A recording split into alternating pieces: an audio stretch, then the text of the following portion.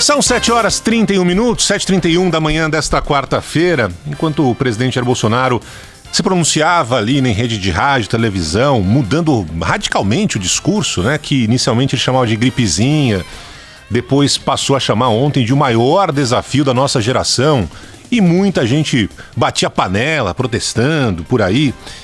O coronavírus acabou, pela primeira vez, escancarando a porta da minha família. A gente fala aqui sobre números muitas vezes, pessoas que a gente conhece ou já ouviu falar, Daniel Azulay, né? Aquela coisa de criança que a gente via na televisão, maestros recentemente que morreram em São Paulo, pessoas que a gente ouve histórias aqui no ar, nesse número que acaba aparecendo tudo, né? 201 mortes confirmadas no Brasil, mas ontem, infelizmente, a morte por coronavírus acabou entrando na minha família logo cedo, assim, um pouco antes do Andreasa entrar aqui no ar. Eu recebi a notícia que o tio da minha esposa, o seu Aziz, 82 anos, morreu vítima de coronavírus, dentro do chamado grupo de risco. E aí, algumas situações que não são comuns na morte de um ente querido, você fica sem saber muito bem o que fazer. Estava aqui logo cedo, estava conversando com a Carla, com o Megali. Por quê? Porque eu tenho minha sogra, minha sogra irmã do seu Aziz veio do Egito junto com ela lá atrás, né, na década de 70, fez família por aqui, e aí precisa avisar minha sogra. Como é que vai avisar minha sogra? A gente já não está tendo contato com ela, como muita gente não está tendo contato com os pais, com os avós, nessa situação que a gente está vivendo. Você vai fazer um frio telefonema?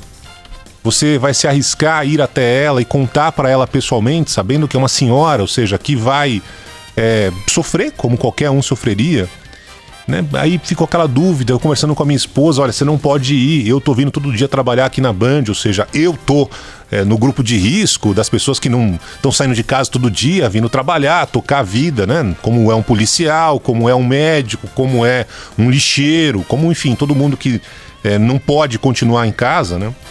E aí fica essa dúvida, até que finalmente a irmã da minha esposa foi até a casa da minha sogra e contou que o irmão dela tinha falecido por coronavírus. Só que aí você tem um outro dado da nossa cultura, né? Primeiro porque não tem velório, é um enterro direto, ele morreu cedo, 11 horas da manhã já foi enterrado, não teve velório, não teve aquela passagem, aquela cerimônia que a gente aprendeu com outros parentes, outros amigos que morreram. Você não pode dar um abraço, você não pode, de alguma forma, lamber as feridas, ali todo mundo junto da morte de alguém que acabou passando em meio a essa loucura. Então, até nessa situação terrível que a gente está enfrentando no mundo, a gente tem que rever a nossa forma de sofrer. Você tem que sofrer sozinho na sua casa, chorar sozinho ali, eventualmente tem alguém por perto. No caso, minha sogra não tem ninguém com ela, a irmã da Michelle foi até lá. Mas é uma situação terrível, que você tem que rever o seu conceito, ou seja, a pandemia do coronavírus é algo que, além de lacerar famílias, levar entes queridos, normalmente pessoas idosas, né? Mas a forma como você lida com a dor depois está sendo uma coisa muito particular nesse momento. É diferente de qualquer outro tipo de morte. Você não pode abraçar, você não pode beijar, você não pode nem estar perto das pessoas que você gosta nesse momento sofrendo. E é uma realidade que está sendo imposta aí para muita gente, que a partir de agora tem que se perder. Espero que nenhum ouvinte da Band News FM tenha essa situação tão próxima assim, mas é importante que cada um cuide de si, cuide das pessoas que você gosta, cuide dos mais velhinhos em especial, porque essa é uma realidade muito dura que está sendo imposta nesse momento para a gente. Eu confesso que no começo dessa epidemia, época que depois acabou virando pandemia, ouvindo muitos especialistas, médicos, jornalista tem por hábito, né, primeiro se entender o que está acontecendo, e aí você se baseia muito nos números, né? E eu confesso que algumas vezes acabei minimizando mesmo a tragédia que acabou vindo. Era algo distante na China. O mundo todo minimizou, né, Barão? O mundo todo. Estava só na China. 2 a 3% dos mortos, né? Você fala, puxa vida, com tantas doenças que matam numa proporção muito maior, mas muito maior, você fala 2 a 3% de mortos, só que tem uma diferença nessa doença, que ela acaba pegando muito mais gente. Então, esses 2, 3% de um contingente muito maior de pessoas, né? E aí acaba tendo características muito mais sérias, ainda mais essa parte final, onde você não pode abraçar, Você não pode dar um beijo, você não pode dar um afago. É tudo por meio digital, pelo telefone. Um chorando de um lado, outro chorando de outro. E tem a parte do estigma também, né, Barão? E tem a parte do estigma também. Lá na década de 80, ninguém queria ter o HIV, né? Hoje em dia, morreu por coronavírus. Meu Deus, que absurdo. Não é, enfim, a pessoa tá na vida dela, tocando normalmente, de repente... Os parentes ali, olha, tio, não sei o quê, isso, coronavírus, enfim, né? Fica, é uma tragédia. Um estigma... E tem um problema maior, Carla, porque tem uma prima da Michelle que tá internada. Ou seja, a família acaba se contaminando mesmo, né? Então, todos os cuidados necessários na hora do enterro. Enfim, uma tragédia que infelizmente acabou arrancando a porta da minha casa, na minha família. Eu espero que ninguém passe por isso, se bem que os relatos cada vez mais vão aumentando. Enquanto isso, a gente continua acompanhando o drama que muita gente está enfrentando, e esse é um outro drama, que está tudo meio misturado, né, da economia. Ontem mesmo recebi telefonemas de amigos, parentes, que também estão passando por uma situação complicada, e muitos ouvintes da Band News FM nos procuram, pedindo uma orientação, uma ajuda, um apoio, né? Perderam um contrato, perderam uma oportunidade, um emprego, um dinheiro que ia entrar, acabou não entrando, né? E não dá para entender nesse momento, em meio a essa situação terrível que o país e o mundo está enfrentando, por que o governo federal está demorando tanto para sancionar o socorro de R$600 ao trabalhador informal. Já tinha demorado o Senado para aprovar, e aprovou finalmente na segunda-feira. Esse dinheiro precisa chegar mais do que urgente às 25 milhões de pessoas. Essa é a previsão do governo, que teriam direito a receber esses R$600. Já era para ter sido assinado isso na segunda-feira à noite, madrugada, enfim, trabalho o mais rápido possível para que as pessoas recebam esse valor, mas na prática até agora nada. E outra situação que a gente sempre pondera aqui, né, de que forma cada um pode cortar, diminuir, tentar minimizar os efeitos dessa crise.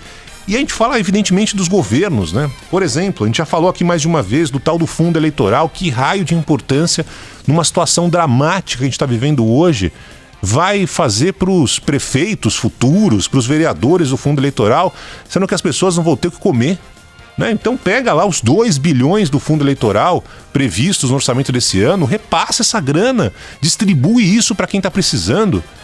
Em meio a tanta tragédia que infelizmente o mundo está passando, e aqui no Brasil não é diferente, tem alguns requintes de crueldade que eu queria chamar a atenção aqui na Band News FM, porque, convenhamos, né, é o momento de todo mundo apertar o cinto, cada um na sua casa rebolando, e vai ser assim também nos próximos meses, para conseguir pagar as contas, para conseguir levar o pão para sua família. E aí, você lê algumas notícias que falam, não pode ser, alguns caras perderam completamente a razão, perderam completamente a noção do que a gente está vivendo. Por exemplo, o Lauro Jardim, na coluna dele do Globo, a notícia do Gabriel Mascarenhas, dizendo que o Senado, Davi Alcolumbre, presidente do Senado, abriu uma licitação, vai contratar uma empresa para fazer a manutenção permanente dos jardins e do viveiro do Senado.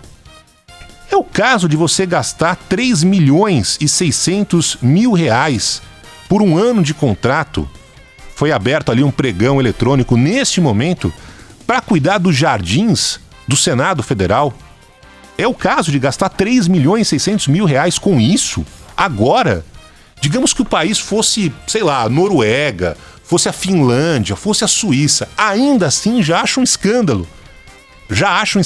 Pega ali uma empresa, faz uma parceria, coloca ali uma placa da empresa, a empresa fulana de tal realizou aqui a poda do jardim, muito obrigado, tal, ou seja, não gasta um centavo com isso. Mas não, no meio dessa confusão, dessa tragédia, como disse ontem o presidente, colocando palavras certíssimas, né? A maior tragédia que a gente está enfrentando agora, o maior desafio que a gente está enfrentando agora, o Senado vai lá e propõe um leilão, um pregão eletrônico para gastar R$3.600.000 para cuidar do jardim e do viveiro. Pior. Ontem o ministro Dias Toffoli, presidente do Conselho Nacional de Justiça e presidente do Supremo Tribunal Federal, determinou que o Tribunal de Justiça do Ceará, ouça a história aqui, que o Tribunal de Justiça do Ceará suspendesse o pagamento de um adicional de 15% nos salários de um grupo de juízes da corte. Por quê? Porque eles estão fazendo trabalho remoto, estão em home office. como muita gente está hoje trabalhando em home office, uma outra realidade que se impôs aqui por causa do coronavírus. Mas qual que foi a diferença? Chegaram ali os juízes do Ceará e falaram o seguinte: vamos trabalhar em casa, e por trabalhar em casa, a gente merece um adicional de home office. Dá para acreditar nisso? Os juízes do Ceará determinaram, eles mesmos, um pagamento adicional durante a pandemia. Todo mundo está ali cortando, diminuindo, tentando de alguma forma minimizar os gastos. Vão ali os próprios magistrados com as suas togas e dão uma canetada para receber um adicional de 15% dos salários para trabalhar em casa. Dá para acreditar numa realidade dessa? Pagando. Somos nós que estamos pagando. Você que está pagando, Barão. Mas assim, cara, que justiça dá para esperar de juízes como esse? Enquanto as empresas de todo o país cogitam reduzir salário. Então, enquanto as pessoas não têm comer, daqui a pouco essa vai ser a realidade. Então, a nota afirma que os 24 magistrados, apesar de representarem apenas um percentual de 5,9% total de juízes do Estado, já produzirem menos de um ano de atuação, mais de 50 mil sentenças, ou seja, fizeram o trabalho dele, pouco importa. Como assim? Por que tem que ganhar 15% a mais para trabalhar em casa? Juízes do Ceará. Aí vem o presidente do Supremo Tribunal Federal, o ministro Dias Toffoli, fala: não, suspende esse pagamento, que absurdo é esse, que maluquice é essa?